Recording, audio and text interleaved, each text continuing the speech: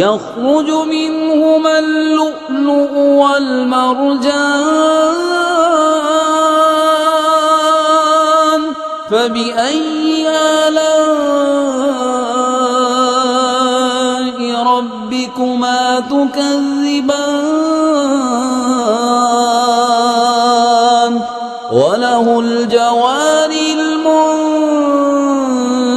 المنشآت في البحر كالأعلام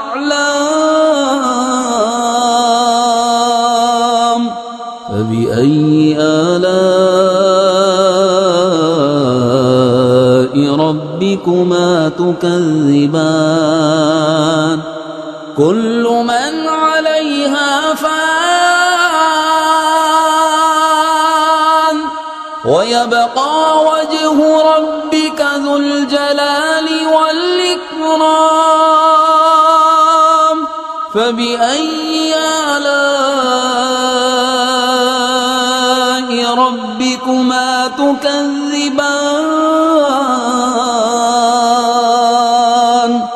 يسأله من في السماوات والأرض